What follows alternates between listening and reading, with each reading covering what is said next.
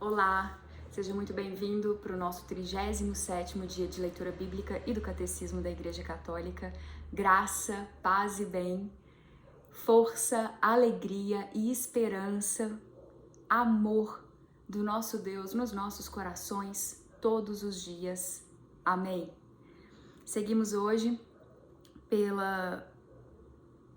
com a leitura de Êxodo capítulo 9, Salmo 36, Mateus, continuação do capítulo 20, versículo 17 até o fim, e os itens 295 a 301 do Catecismo da Igreja Católica, pedindo sempre a graça de Deus, do Espírito Santo nos iluminando nessas leituras, para que nós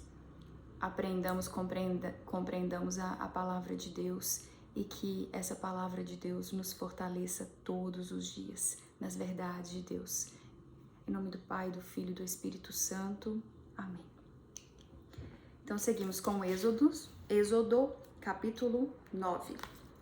Continuando com as pragas do Egito, ontem nós fomos até a quarta praga. Quinta praga, a peste dos animais. Êxodo capítulo 9. Disse Yahvé a Moisés: Vai ter com Faraó e dize-lhe: Assim fala Yahvé, o Deus dos Hebreus: Deixa o meu povo partir para que me sirva. Se te recusares a deixá-lo partir e o retiveres por mais tempo, eis que a mão de Yahvé ferirá os rebanhos que estão nos campos, os cavalos, os jumentos, os camelos, os bois e as ovelhas, com uma peste muito grave. E Yahvé separará os rebanhos de Israel dos rebanhos dos egípcios. E nada perecerá do que pertence aos israelitas. E Yahvé fixou o tempo, dizendo: Amanhã Yahvé fará isso no país. No dia seguinte fez Yahvé o que tinha dito, e todos os animais dos egípcios morreram, mas não morreu nenhum dos animais dos israelitas. E Faraó mandou ver, e eis que do rebanho de Israel não morrera nenhum animal sequer.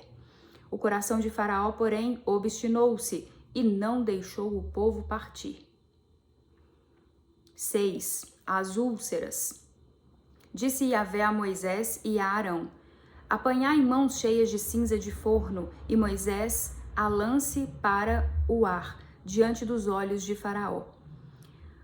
Ela se converterá em pó fino sobre toda a terra do Egito e provocará, nos homens e nos animais, tumores que se arrebentarão em úlceras por toda a terra do Egito. Eles apanharam cinza de forno e apresentaram-se a Faraó, e Moisés lançou-a para o ar. E os homens e os animais ficaram cobertos de tumores que se arrebentavam em úlceras.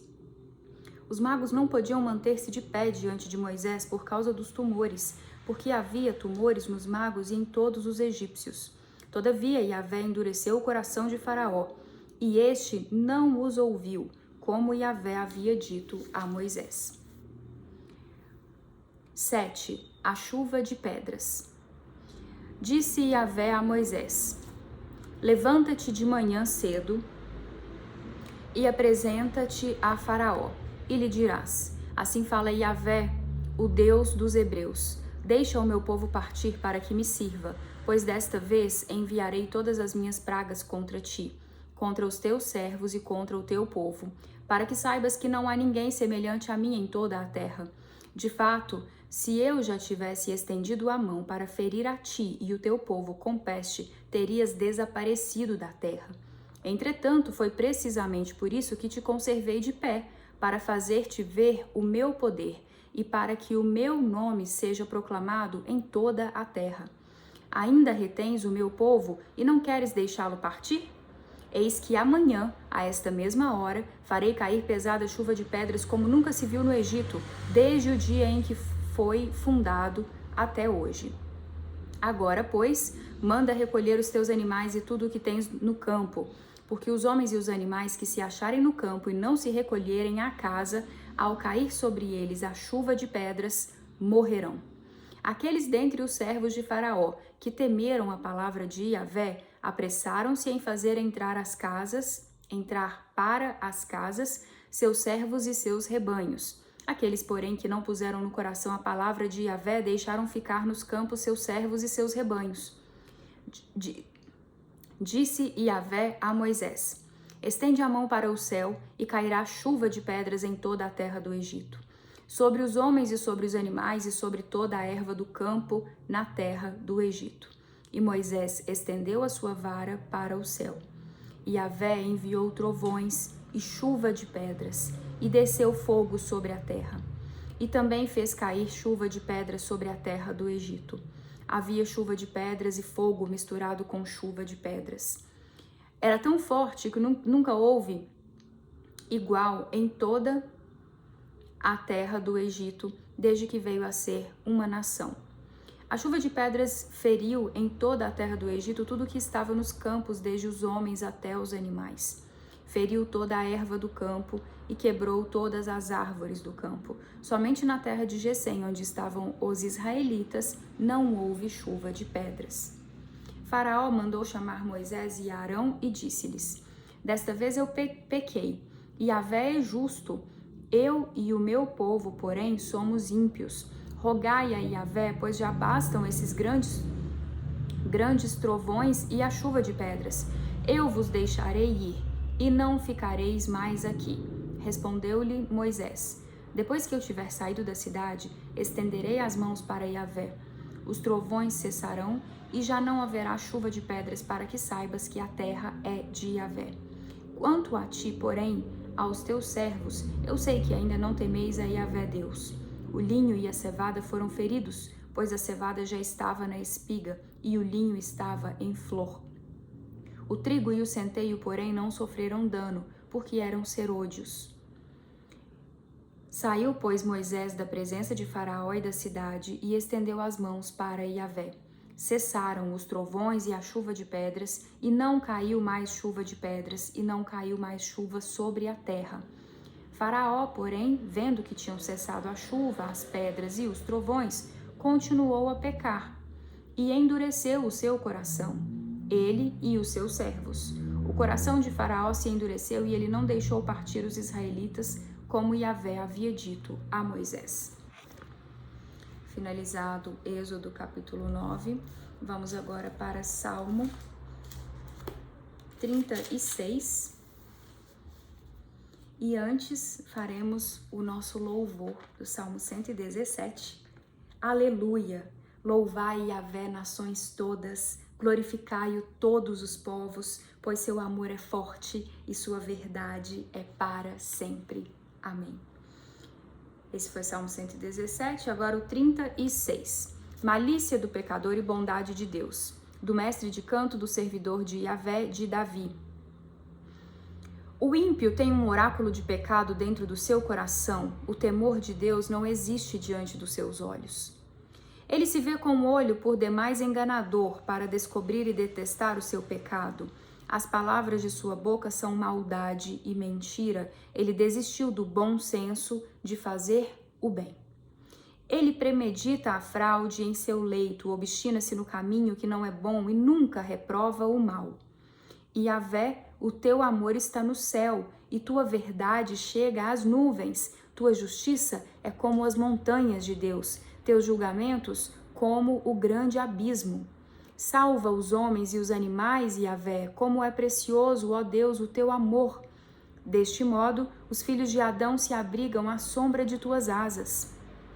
Eles ficam saciados com a gordura de tua casa, tu os embriagas com um rio de delícias, pois a fonte da vida está em ti, e com tua luz nós vemos a luz. Conserva teu amor por aqueles que te conhecem e tua justiça para os corações retos. Que o pé dos soberbos não me atinja e a mão dos ímpios não me faça fugir. Eis que os malfeitores tombam, caem e não podem mais se levantar. Amém. Esse foi Salmo 36. Agora, continuação do Evangelho de Mateus, capítulo 20, a partir do versículo 17 até finalizar. 34. Terceiro anúncio da paixão. Quando estavam para subir a Jerusalém, ele tomou os 12 a sós e lhes disse, enquanto caminhavam: Eis que estamos subindo a Jerusalém, e o Filho do Homem será entregue aos chefes dos sacerdotes e escribas. Eles o condenarão à morte e o entregarão aos gentios para ser escarnecido, açoitado e crucificado, mas no terceiro dia ressuscitará. Pedido da mãe dos filhos de Zebedeu. Então a mãe dos filhos de Zebedeu, juntamente com seus filhos, dirigiu-se a ele, prostrando-se para fazer-lhe um pedido. Ele perguntou: que queres? Ao que ela respondeu: dize que estes meus 2 filhos se assentem, um à tua direita e o outro à tua esquerda no teu reino. Jesus, respondendo, disse: não sabeis o que pedis. Podeis beber o cálice que hei de beber? Eles responderam: podemos. Então lhes disse: sim, bebereis de meu cálice. Todavia, sentar à minha direita e à minha esquerda não cabe a mim concedê-lo, mas é para aqueles aos quais meu Pai o destinou. Os chefes devem servir.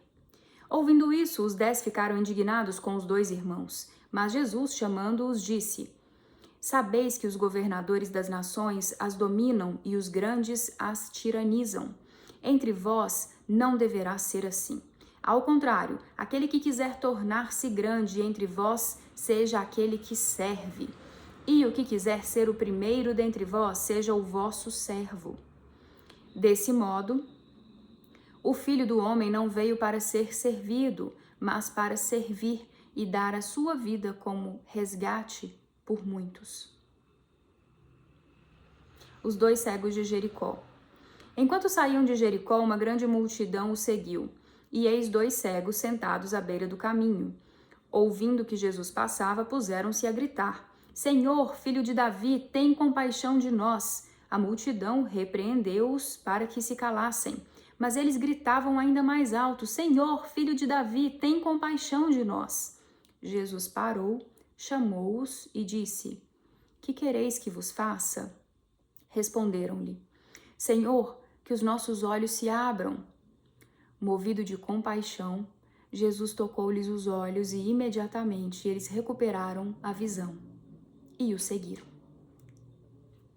Amém. Esse foi Mateus capítulo 20, a finalização, continuação, né? Agora eu vou para o Catecismo da Igreja Católica e antes de lermos os itens de hoje, de 295 a 301, eu vou fazer a leitura do Credo, a versão símbolo niceno-constantinopolitano. Creio em um só Deus, Pai Todo-Poderoso, Criador do céu e da terra, de todas as coisas visíveis e invisíveis. Creio em um só Senhor, Jesus Cristo, Filho unigênito de Deus, nascido do Pai antes de todos os séculos, Deus de Deus, luz da luz, Deus verdadeiro de Deus verdadeiro, gerado, não criado, consubstancial ao Pai. Por ele todas as coisas foram feitas, e por nós, homens, e para a nossa salvação, desceu dos céus. E encarnou pelo Espírito Santo no seio da Virgem Maria e se fez homem. Também por nós foi crucificado sob Pôncio Pilatos, padeceu e foi sepultado. Ressuscitou ao 3º dia, conforme as Escrituras, e subiu aos céus, onde está sentado à direita do Pai. E de novo há de vir, em sua glória, para julgar os vivos e os mortos, e o seu reino não terá fim. Creio no Espírito Santo, Senhor, que dá a vida e procede do Pai e do Filho, e com o Pai e o Filho é adorado e glorificado, ele que falou pelos profetas. Creio na Igreja una, santa, católica e apostólica.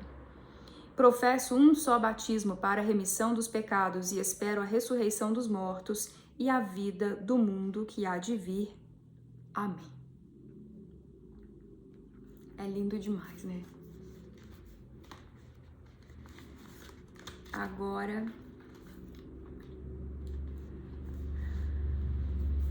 itens 295 a 301. O mistério da criação.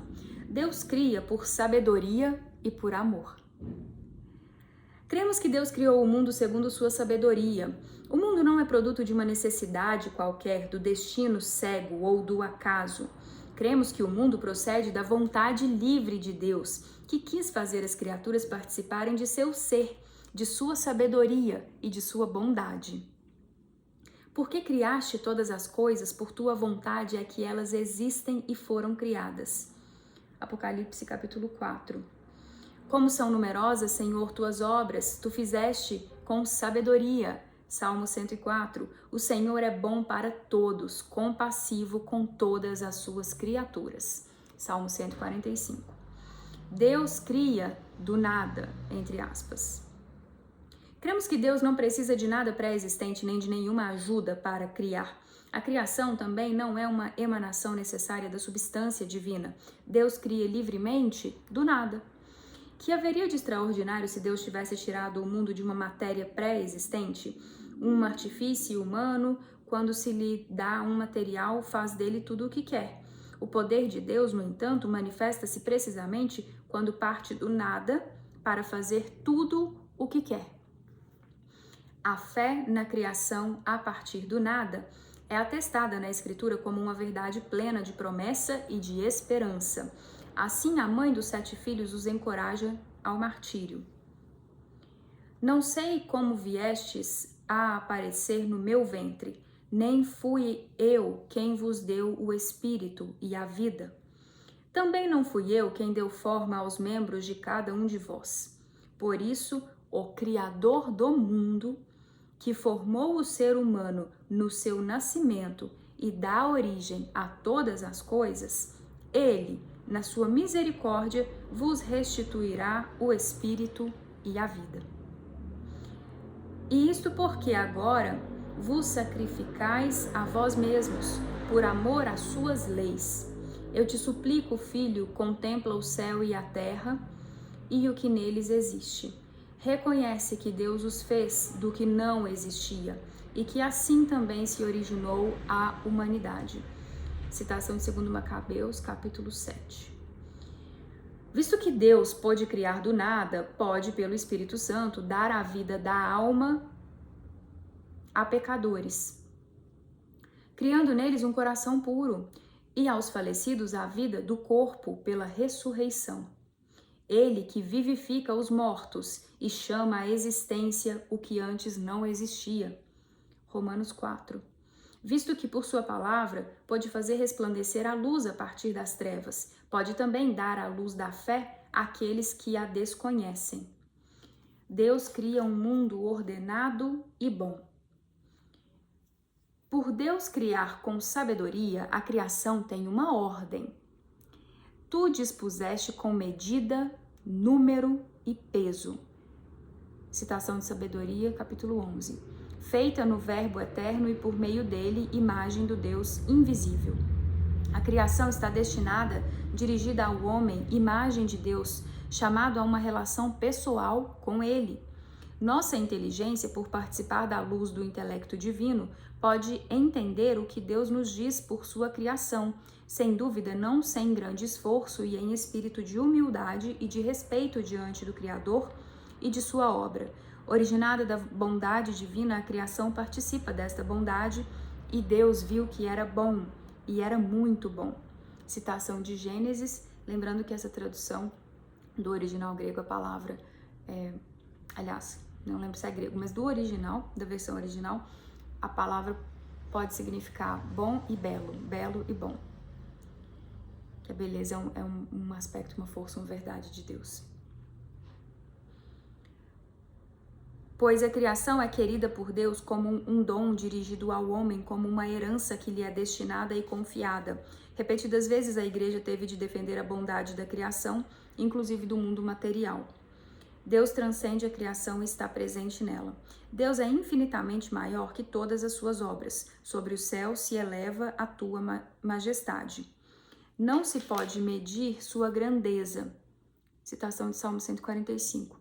Por ser o Criador soberano e livre, causa primeira de tudo o que existe, Ele está presente no mais íntimo das suas criaturas. Nele vivemos, nos movemos e existimos. Citação de Atos, capítulo 17. Segundo as palavras de Santo Agostinho, ele é superior, é maior do que há de maior em mim e mais íntimo do que há de mais íntimo em mim. Deus mantém e sustenta a criação.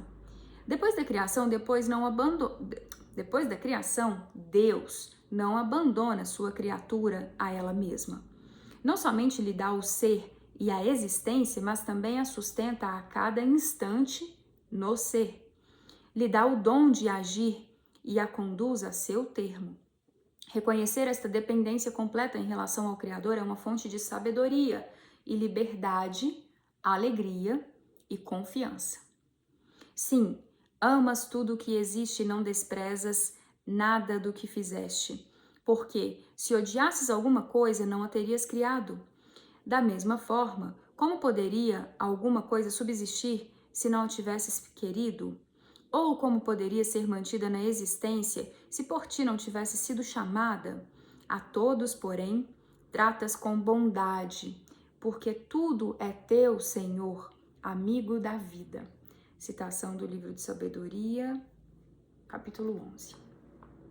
Essa foi nossa leitura de hoje. Até a próxima, se Deus quiser permitir. Graça e paz.